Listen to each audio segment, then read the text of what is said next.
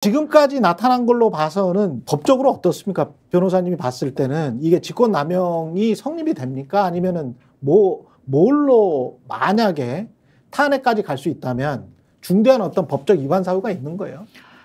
직권남용죄가 탄핵이라는 게 네. 법률 위반이 있어야 되는 거지 않습니까? 네. 실정법 위반이 있어야 그렇죠. 되는 건데 그에 대해서는 좀 입장이 찬반이 갈리는 면이 그렇지. 있어요. 왜냐하면은 네. 대법원이 직권남용에서의 그 직권을 좀 이상하게 해석을 해요. 그러니까 상식적으로 보면은 대통령이 명령을 하면 따를 수밖에 없기 때문에 본인의 권한을 행사한 것이고 대통령이 수사기록 회수해라라고 만약에 지시를 했다면 회수되는 거잖아요, 실제로. 그렇지. 근데 여기서 그것을 직권남용죄라고 해서 법 위반을 대법원에서 굉장히 협소하게 박근혜 때도 그랬고 보는 것이 자신의 권한이었어야 이게 남용이 가능하다. 그렇지. 라고 본단 말이에요. 예. 여기서부터가 이제 복잡해지는데 예. 뭐냐면 원래 그 수사 권한이 있는 것은 군 인사법이 개정이 됐었기 때문에 경찰에서만 사망사고, 군에서 난 사망사고는 경찰에서만 수사를 할 수가 있어요. 예. 그러니까 경찰이 수사권이 있는 거라서 그 기록 자체를 가져오라라고 얘기할 권한 자체가 원래 없어요.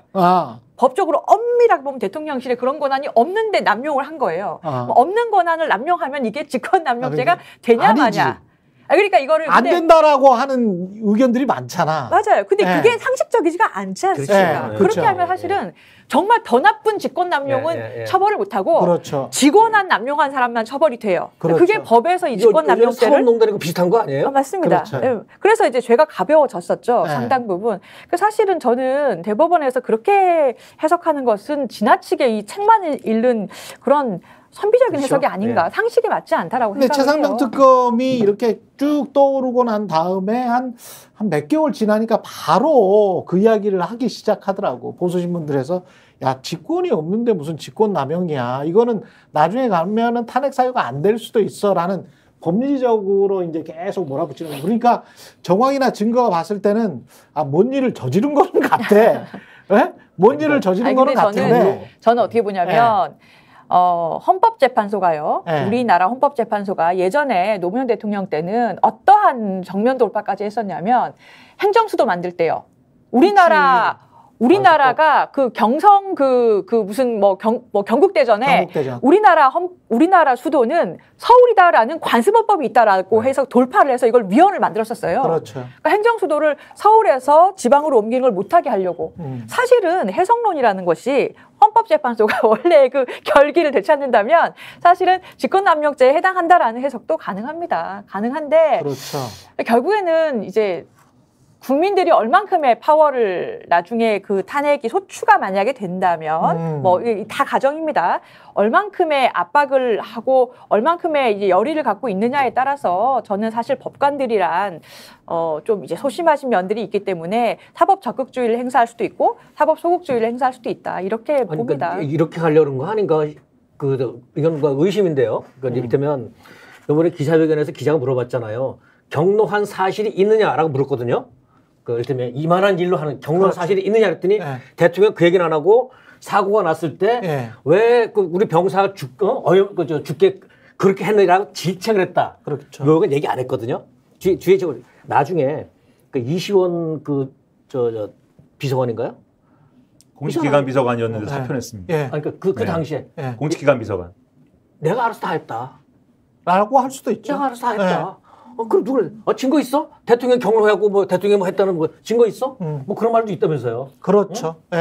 충분히 그렇게 나올 수도 있고 그런 것 때문에 보수 언론 이쪽에서는 일단 요 위기를 넘기자, 시간 좀 끌자, 그러니까 받아라 그러는 것 같고 고집센 대통령은 절대 노 이러는 것 같고. 근데 기자님 생각에 저는 사실은 이 용산이 좀 이해가 안 가요. 그러니까 지금 사실 여소야대 심하게 여소야대 상황이 됐고. 일반적으로 상식적으로는 협치의 묘가 굉장히 필요한 상황이잖아요. 그렇지. 국민의힘도 지금 지금 총선에서 드러난 우리 국민 여러분의 뜻에 따르면 국민의힘은 개혁이 필요하고 그렇지. 개혁이라는 방향은 용산에서 당을 놓아주는 방향이잖아요. 그렇죠. 그러면 사실은 최상병 특검이라는 것이 그 시험 때 첫 번째 시험 때고 그럼 제가 대통령이면 이럴 때 좀 통 크게 거부권 행사하지 않고 그렇습니다. 그냥 넘어가야 이 위기를 넘길 것 같아요. 왜냐하면 지금 만약에 거부권을 행사하면 바로 재표결에 들어가는 거는 거의 기정사실로 정해졌는데 제표결에 들어갔을 때 3분의 2 이상의 동의로 의결되는데 지금 범야권 인사 합하면 180명이에요. 정의당, 새로운미래, 진보당, 뭐 조국혁신당부 다 해서 지금 현재 국회. 네, 그렇죠. 17명만 이탈표가 나오면 통과될 수도 있고. 근데 뭐 이상민 의원, 안철수 의원은 이미 다 찬성 입장 밝혔고 김용 의원은 원래부터 찬성했고요. 그러니까 사실은 굉장한 위기에 갈 수 있는 무대가 다가오는데. 그렇죠. 저 같으면 사실은 기자님 같으면 그렇지 않겠어요? 저 같으면 거부권 행사 안 할 것 같은데. 그게 왜 하는 걸 상식적인 판단에서는 그게 맞죠. 왜 하려고 하는 걸까요? 아, 윤석열 대통령은 자기가 아니면 아닌 것 같아요. 아니면 내가 아니면 아닌 것 같아. 아니면 이럴 수도 있어요. 법률가들이기 때문에 우리가 모르는 더 확실한 짓을 했는지도 몰라. 제가 보기에는 충분히 그럴 수 있지. 그러니까 본인이 생각할 때는 직권남용이나 또는 어떤 수사방해, 직권남용뿐만이 아니고 이제 수사방해도 있을 수가 있잖아요. 사법방해지 정확히 말하면 사법방해를 했었을 가능성이 있는데 본인만 알 거 아니에요. 본인이 했는지 안 했는지는. 근데 내가 전직 검사인데 생각해보니 이거 사법방해 될 수도 있겠는데 라고 생각하고 있을지도 몰라요. 그러니까 여기에서 저는 그 끝에 리미트가 공직기강 비서관 정도가 아니고 이시원은 지금 이미 물러났잖아요. 마지막 대통령이 가지고 있는 마지막 끈은 마지막 토사구팽의 끈은 경호처장이라고 생각을 합니다. 2인자다. 하여간 뭐 거기서도 여러 가지를 많이 검토를 했을 것 같아요. 검토를 하고 있겠지. 근데 이제 거기까지 올라간다면 전국 자체가 경호처장까지 자르는 그 수준까지 된다면 완전히 주도권, 지금도 주도권을 빼앗겼지만 뭐 통치불능 상태일 것이기 때문에 사실상 정치적 탄핵인 것이고 그렇게 되면 본인이 이거 사임해야 되나? 그렇게까지 몰릴 수가 있다라는 그러니까 우리가 모르는 다른 거를 그쪽은 알 수도 있다. 그러니까 우리가 모르는 다른 거를. 특검법을 거부하고 재의 요구를 했더니 국회에서 통과가 안 됐어요. 그럼 그 다음부터 누가 욕먹냐고 국민의힘 욕을 먹겠죠. 그렇지. 국민의힘이 궁정 몰릴 거라고요. 선거에 지고도 국민의 뜻을 모르는 일을 당할 것이고. 그래서 저는 이런 생각이 들어요. 거부할 것 같은데 왜냐하면 윤석열이라는 사람의 성정. 대학생 때도 고무수를 맞았다는 그 고집불통. 이래서 하나 안 바뀔 것 같고. 두 번째는, 머릿속에 이게 얼마 전에 조선일보 어디 그 사설인가 칼럼에 나왔었는데, 이재명 대표 당신 함부로 나서지 마시오. 여의도 대통령 행사하지 마시오. 이번 선거에서 고작 5% 차이야. 5% 차이인데 2.5%가 1로 넘어오면 우리가 더 많아. 우리가 이길 수도 있어. 총선? 이렇게 자기 합류를 하고 있는 것 같아요. 대통령도. 뭐 비슷하잖아. 선거에서 나도 그 표, 득표율과 비슷해. 5% 차이라는데 내가 소통만 잘하면 시장에도 열심히 가고 기자회견도 안 하던 것도 하고 2.5% 3% 넘으면 우리가 이기네? 내가 더 많네? 이 착각을 하고 있는 것 같아요. 근데 만약에 대통령 취임 얼마부터 지금까지 계속 뭐냐면 6대 3이에요. 3대 6. 대통령 지지 3. 반대 6이거든요. 이걸 읽어야지. 이걸 읽어야지. 근데 만약에 이 최상병 문제 관련돼서 대통령실이 꼬리 자르기를 한다면 저는 공직기강 비서관이지 않을까 생각을 합니다. 대통령 이미 잘랐는데. 그러니까 잘랐으니까 그게 사표를 낸 것이 그거죠. 예고하는 거 아니냐. 이게 끝이다. 그렇죠. 그러니까 왜냐하면 지금 사표 낸 게 이시원 비서관, 탈당한 게 신범철 전 차관, 임기연장 안 한다는 게 유재현 법무관리관이잖아요. 그렇죠.